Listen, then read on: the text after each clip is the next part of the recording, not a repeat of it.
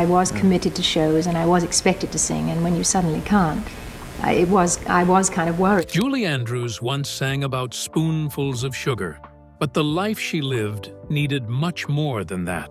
She grew up during World War II, hiding in air raid shelters and singing to drown out fear. And yet, she smiled through it all. Her voice became a gift to the world.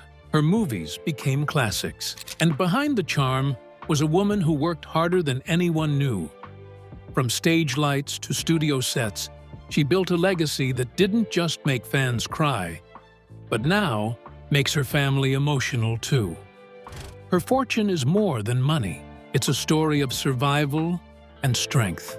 Join us as we look back at Julie Andrews' beautiful journey and explore the incredible fortune she's now leaving behind for the ones she loves most. A wartime childhood full of secrets. Julie Andrews wasn't always Julie Andrews. She was born Julia Elizabeth Wells on October 1st, 1935, in Walton-on-Thames, England. Her early years were filled with confusion and secrets. She grew up thinking Edward Ted Wells was her father. But in reality, she was the result of an affair her mother had with another man. Julie didn't find this out until she was a teenager, and the truth didn't become public until she wrote her 2008 autobiography. During World War II, things were already hard, and this family's secret made it harder. Her parents divorced and both remarried. Her mother married a man named Ted Andrews in 1943.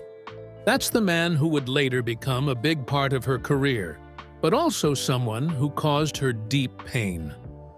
Julie was just a child during the London Blitz, a terrifying time when bombs rained down on the city. Her father worked to evacuate children to safer places, while her mother and stepfather entertained troops through stage performances. In 1940, she went to live with her mother and stepfather. It was here that her life began to change, but not always for the better. Her family was very poor, and they lived in what she called a bad slum area in London. Her mother told her to start calling her stepfather Pop instead of Uncle Ted. But Julie hated this change. Things at home weren't safe. She later shared that her stepfather was an alcoholic and sometimes violent. He even tried to get into bed with her twice while drunk. To protect herself, Julie put a lock on her bedroom door. She would carry these painful memories with her for the rest of her life, finding her voice in the darkness. As the war ended, her family finally moved to a better area. First to Beckenham and then to Hersham, where her mother's family had lived. They moved into a house where her grandmother once worked as a maid. It was there that Julie's talent truly began to show. Her stepfather, despite his behavior, supported her singing by sponsoring her voice lessons. She first trained at the Cone Ripman School, a school focused on arts education. Then she started working with Madame Lillian Stiles Allen, a concert soprano and skilled vocal teacher. Julie later said, "She had an enormous influence on me. She was my third mother. I've got more mothers and fathers than anyone in the world." Madame Stiles Allen was amazed by Julie's voice. She said that Julie had absolute pitch, which means she could hit any note perfectly. "The range, accuracy, and tone of Julie's voice amazed me," she once said. Julie herself didn't fully agree, joking that her voice was so high-pitched, dogs would come from miles around. Still, she trained hard and showed incredible talent, with a voice that could cover 4 octaves. Julie didn't live a normal school life. While she did attend Woodbrook School, a local state school in Beckenham, most of her energy went into her music and performance training. She was young, but already working hard. Her childhood was never truly her own. Trauma behind the curtain. Just as her voice was blooming, the emotional pain in her life grew deeper. When Julie was 15 years old, something awful happened. Her stepfather made an extremely uncomfortable advance toward her while he was drunk. In her book, Home, She called it a horrible moment. She had to put a bolt on her door to keep him out. He even told her, "I really must teach you how to kiss properly." This wasn't the first time. When she was only 9 years old, he had tried to get her into bed with him. He told her it was cold and said, "Let's have a cuddle." Then he added, "I'll show you how I cuddle with Mummy." Julie felt something was wrong and left the room before anything more could happen. "Something about it didn't feel right to me at all," she later wrote. While dealing with this, Julie also faced another emotional shock. At age 14, her mother introduced her to a man and told her he was her real biological father. She had never seen him before. Julie still loved and respected Ted Wells, the man she grew up thinking was her dad. But this news confused her. She said, "I didn't know if my dad knew that he was my father, so I never could talk about it with him. What if he didn't know? Why would I hurt him? What if it wasn't true?" These moments left her scared and unsure of her identity. At night, she began hearing voices in her head. She wrote, "I began to hear voices in my head at night, a crazy chatter, and I worried that I might go mad." It was a tough time for a teenage girl who was also trying to carry her family forward with her gift. Even with all the pain at home, Julie pushed forward. A star is born at a young age. She started singing professionally while still a child. People called her the pig-tailed prodigy. By 1946, she was performing on British radio alongside her stepfather, Ted Andrews. She wasn't just doing this for fun, she was earning money to help support her family. At just 12 years old, Julie performed in London's West End. One of her biggest early achievements came when she sang Mignon for King George VI at the London Palladium. She was the youngest performer ever to appear at a Royal Command performance. She even sang for Queen Elizabeth, who later became the Queen Mother. "You sang beautifully tonight," the Queen Mother told her. Julie later said, "It was my first taste of celebrity." But the joy never lasted long. Around the same time, both of her maternal grandparents passed away from syphilis, a disease her grandfather caught and passed to her grandmother. Her mother's own mental health suffered. Julie later said her father was an alcoholic and abusive to her, so no wonder she chose an abusive guy. Julie kept working. In her teenage years, she performed in holiday shows called pantos, short for pantomimes. She played roles like Little Red Riding Hood, Aladdin, and even characters from Jack and the Beanstalk. She also continued singing solo and with her family. But her busy schedule meant she never finished high school and never went to college. She also had a screen test with Metro-Goldwyn-Mayer, a big Hollywood studio, but they passed on her. Still, she didn't stop. Her focus was on improving her craft, and she never let rejection slow her down. This was just the beginning of the long, amazing journey that would later include Mary Poppins, The Sound of Music, and a fortune that still makes headlines today. Singing on a beer crate. Julie Andrews began performing as a child, unbilled and unannounced, joining her parents on stage. This was between 1945 and 1947, and she was just a little girl. One day, she was told to nap in the afternoon because she'd be allowed to sing with Mummy and Pop that evening. Julie remembered standing on a beer crate to reach the microphone. She sang solos or duets with her stepfather, while her mother played piano. In her words, it must have been ghastly, but it seemed to go down all right. Julie wasn't alone in this world of child performers. Petula Clark, another child star who was 3 years older, recalled touring with Julie. They traveled around the UK by train, singing for soldiers. Sometimes, they even slept in luggage racks. Clark said, "It was fun, and not a lot of kids were having fun." Julie's big break came when her stepfather introduced her to Val Parnell, who controlled many top theaters in London. At just 12 years old, she made her professional solo debut at the London Hippodrome. singing a difficult opera piece from Mignon.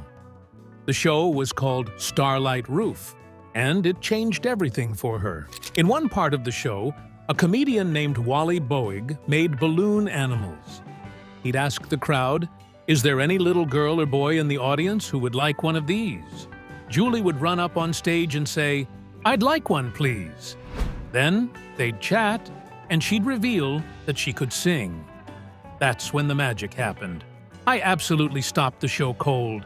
I mean, the audience went crazy," she said. And this was just the beginning. What came next would make history. Royal stages and radio waves. At just 13, Julie Andrews became the youngest solo act to perform at a royal variety performance. The show took place at the London Palladium in front of King George VI and Queen Elizabeth. She shared the stage with big names like Danny Kaye and the Nicholas brothers. It was a moment few kids could ever imagine, but Julie made it look effortless. After that, Julie moved into radio and television. She was featured on BBC programs like Up the Pole and became a regular on Educating Archie between 1950 and 1952. She even made her TV debut in 1949 on Radio Olympia Showtime. Her talents weren't limited to one stage. She played roles in London's West End, including Princess Badroulbadour in Aladdin and the Egg in Humpty Dumpty. She also starred in Jack and the Beanstalk, Little Red Riding Hood, and even Cinderella. At this point, she was doing voice work too, including a 1952 role in the English dub of the Italian film The Singing Princess. It was her first movie role and also her first voiceover experience. Julie's early career was full of hard work, but all of it would lead to a huge step the moment she'd shine on Broadway. A Broadway star. On the eve of her 19th birthday, Julie Andrews made her Broadway debut in The Boyfriend on the 30th of September, 1954. Actress Hattie Jacques had recommended her, and Julie never forgot it. Jacques, she said, was a true catalyst for her career. Julie was nervous about moving to New York, especially since she was the main breadwinner for her family. But her father encouraged her, and she took the leap. She later admitted she had no idea how to study a script or research a role back then. But the director, Cy Foyer, gave her all the guidance she needed. The show became a hit, and critics loved her performance. One woman in the audience told Andrews, "Eve Benda saw you and predicted you'd be a star."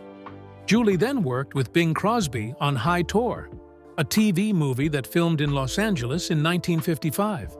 It was her first screen project, and she found it daunting. The reviews were mixed, but it marked her entry into film. Soon after, she auditioned for the role of Eliza Doolittle in My Fair Lady. She was chosen after just 3 readings. Julie felt she could connect with the character. She said, "I could find and understand her. If only someone were to gently unravel the knotted string inside my stomach."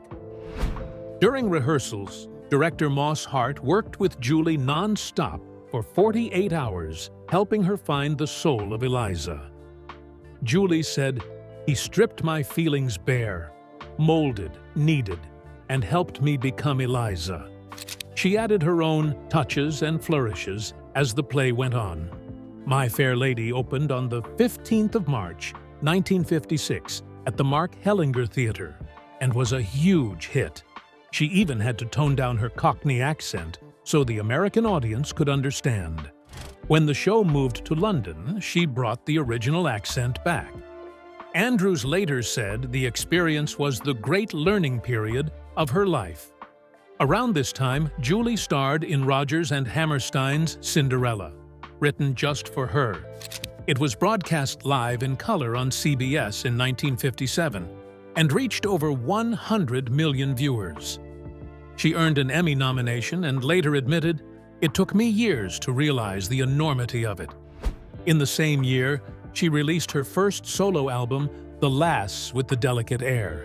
The album included songs from her British music hall days and even a version of London Pride, a song about surviving the Blitz, something she had lived through herself. Mary Poppins and big screen glory. Julie was flying high on Broadway, but Hollywood wasn't ready. When they started casting the movie version of My Fair Lady, she was passed over. Studio head Jack Warner said she didn't have enough name recognition. The part went to Audrey Hepburn, although her singing was mostly dubbed by Marni Nixon. But Julie wasn't out of the game. In 1963, Walt Disney saw her in Camelot and offered her the lead role in Mary Poppins. Julie was pregnant, so she turned it down. But Disney told her, "We'll wait for you." After she gave birth, the offer stood. Julie remembered getting a call from P.L. Travers, who created Mary Poppins. Travers said, "Well, you're much too pretty, of course, but you've got the nose for it." Julie accepted the role and moved to Toluca Lake in Los Angeles, where Disney had rented her a home. She brought her own ideas to the character, like a unique walk and posture. She said production was physically hard, but a great learning experience. And it paid off. Mary Poppins became the biggest success in Disney history at the time. Critics loved her. Variety said her performance was a signal triumph and called her beauty fresh. The film got 13 Oscar nominations and won 5, including Best Actress for Julie. She also won the Golden Globe, and the soundtrack won a Grammy. At the Golden Globes, she thanked the very man who had rejected her, Jack Warner. She ended her speech with, "My thanks to a man who made a wonderful movie and who made all this possible in the first place, Mr. Jack Warner." It was what songwriter Richard Sherman called sweet revenge. The next year, Julie starred in The Sound of Music and won another Golden Globe. From there, her film career kept growing. She worked with the top directors like Alfred Hitchcock, George Roy Hill, and her husband Blake Edwards. Her film list is long: The Americanization of Emily, 1964, Hawaii, 1966, Torn Curtain, 1966, Thoroughly Modern Millie, 1967, Star, 1968, The Tamarind Seed, 1974, 10, 1979, S.O.B., 1981, Victor Victoria, 1982, That's Life, 1986, and Duet for One, 1986. In the 2000s, she played the Queen in the Princess Diaries movies and voiced characters in Shrek and Despicable Me. Julie also kept working in TV, doing specials with Carol Burnett, creating her own show, The Julie Andrews Hour, and even voicing Lady Whistledown in Netflix's Bridgerton. And through it all, she kept writing. Julie has co-authored many children's books with her daughter and shared her story through 2 autobiographies, Home, 2008, and Homework, 2019. Speaking of which, let's take a look at her personal life and how many children she has. A family built on love and loss. Julie Andrews has lived a life full of love, heartache, and deep family ties. Her first marriage was to Tony Walton, a talented set and costume designer. They got married on May 10, 1959, in Weybridge, Surrey. Their love story began long before that. Julie met Tony back in 1948, when she was performing in Humpty Dumpty at the London Casino. They later had a daughter, Emma Walton Hamilton, who was born in 1962. Sadly, the couple divorced in 1968. But they stayed close friends for the rest of their lives. In March 2022, when Tony passed away at the age of 87, Julie and her children stood by each other. Julie said, "We are a huge blended family, and as we hold each other close, we take comfort knowing that he lives on, in the memories of thousands who cherished his warmth and generosity." After her divorce, Julie found love again with film director Blake Edwards. They had already been together for a couple of years before they married in November 1969. By marrying him, Julie became stepmother to his 2 children, Jennifer and Jeffrey. In the 1970s, Julie and Blake adopted 2 Vietnamese daughters, Amy, later known as Amelia Lee, and Joanna Lynn. Their family grew strong and they stayed married for 41 years until Blake passed away in 2010 from complications of pneumonia. Julie was there by his side when he took his last breath. Today, Julie is not just a mother. She's also a grandmother to 9 and a great-grandmother to 3. She lives in Sag Harbor, New York, where her daughter Emma helped start the Bay Street Theater. Julie's life off-screen became just as meaningful as her time in the spotlight, but it didn't stop there. Julie's children didn't just shape her home life. They inspired her to start writing books. In fact, her first book, Mandy, was written in 1971 as a story for her stepdaughter Jennifer. That little story turned into something much bigger. Books, children, and global good. Julie became a best-selling author, creating stories for children of all ages. She has written over 20 books, many of them with her daughter Emma, under their own imprint called the Julie Andrews Collection at HarperCollins. Julie didn't just tell sweet bedtime tales. Her book, The Last of the Great Wang Doodles, was compared to Harry Potter, The Wizard of Oz, and The Chronicles of Narnia. It had wild, magical characters and deep imagination, just like the world Julie once created in her movies. But storytelling wasn't her only mission. Julie also became a goodwill ambassador for the United Nations Development Fund for Women. In this role, she helped promote the work being done for women in poor countries, especially those who needed financial and technical help. Julie used her fame for something bigger, to help others. She also supported groups like UNICEF, Save the Children, and Operation USA, showing that her heart was just as powerful as her voice. In her own words, she once said, "A lot of my life happened in great, wonderful bursts of good fortune, and then I would race to be worthy of it." That race took her far beyond the stage. It led her to give back, to raise voices, and to lift children, not just her own, but all around the world. And all that hard work has led to an impressive fortune. A career that built her a fortune. As of 2024, her estimated net worth is $30 million. But how did she build it? Her journey began with musicals. Stage roles in Camelot and My Fair Lady helped her rise to fame. But it was her unforgettable role as Mary Poppins that made her a star around the world. Her performance not only won hearts, but also earned her the Academy Award for Best Actress. She followed that with The Sound of Music, a movie that became a global sensation. These films brought her fame, but they also came with financial rewards. Julie didn't stop with live performances. She moved into television, special appearances, and eventually voice work. As she grew older and faced the loss of her singing voice, she turned to roles in animated films. Her voice was featured in the Shrek series and the Despicable Me franchise, both of which were box office hits. Her earnings didn't come from just one place.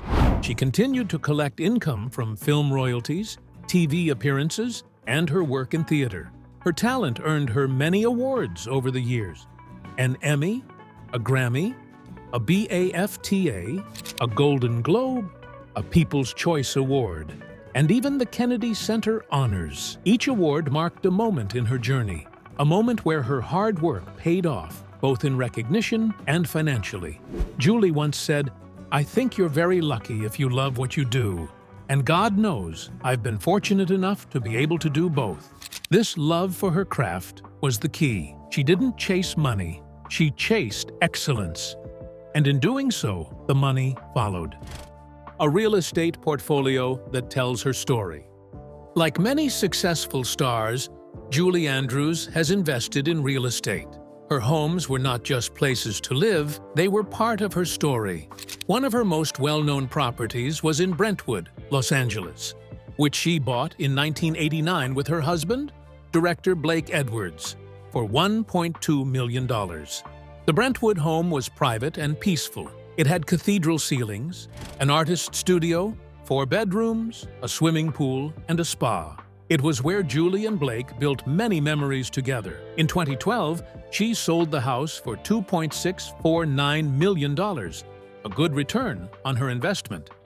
But that's not the only stunning home linked to her name.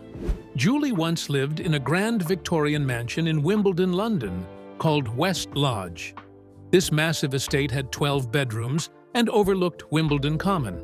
It was designed by Edward J. May, a well-known architect, and stood on half an acre of land. She lived in this house during the 1960s, at the peak of her Mary Poppins and Sound of Music fame. The home itself reflected her elegance. Inside, there were original windows, detailed plasterwork, balconies, and even a painted sky mural on the ceiling above a sweeping staircase. And the house itself had a history. It dated all the way back to 1570. In 2022, West Lodge was listed on the market for £16.5 million. It stood tall as one of the most prestigious homes in Wimbledon, not just because of its design, but because of its former resident. From Brentwood to Wimbledon, Julie's homes show how her success touched every part of her life. Speaking of which, you see, Julie Andrews wasn't born into wealth, and even when she became famous, she didn't instantly know how to manage money. Learning about money the hard way. In her early years, her agent controlled her finances. He handled all her earnings, and Julie didn't ask many questions. She had grown up with him managing her work, so she trusted him without doubt. But as she got older, things changed. Julie decided to take back control and learn more about how her money was handled. She found new people to guide her, people she could trust. "The more I learned, the better able I was to make sound decisions," she explained. She slowly began to understand the business side of her career. She didn't just want to earn money, she wanted to protect it. She learned how to make smart investments, how to save, and how to plan for the future. Julie has always spoken highly of the importance of having good managers and agents. She said a trusted agent or manager can make a very helpful difference. These lessons helped her keep her fortune safe and build a stable life, even when the spotlight dimmed. She also showed that it's never too late to learn. Whether you're a young star or someone starting over, knowledge is power. For Julie, learning how to manage money was just another part of growing stronger. Staying humble, staying strong. Julie Andrews is known for being kind, graceful, and deeply humble. Even with all her success, her mother played a big role in that. Julie once said, "My mother had always said to me, 'Don't you dare get a swollen head. Don't you dare think you're the best.'" These words stayed with her, even when she stood on the biggest stages in the world. Even when she accepted the Oscar for Mary Poppins, she stayed grounded. She didn't let fame change who she was. Julie knew she had worked hard, but for a long time, she didn't give herself enough credit. Later in life, she came to terms with her achievements. "Eventually, I had the right to be happy with it, and to stand up and say, 'I'm a member of this wonderful community.'" She was proud, but never proud in the wrong way. Her view on success is simple. She sees it as a mix of luck and love. "You're very lucky if you love what you do," she said. She's been lucky in many ways, blessed with talent, blessed with work, and blessed with love from her audience. Even today, Julie continues to give back. Her work in children's books, her support of charities, and her voice work in shows like Bridgerton keep her name alive for new generations. But more than anything, her life is a reminder that success is not just about money. It's about kindness, growth, and staying true to who you are. And that's what makes Julie Andrews' $30 million fortune so meaningful. It's not just made of cash. It's made of courage, class, and a career that continues to inspire. Which Julie Andrews' role left the biggest impact on you, and why does it still stay with you today? And do you think her $30 million fortune truly reflects the legacy she's leaving behind? Or is her real wealth something more than money? Share your thoughts in the comments below.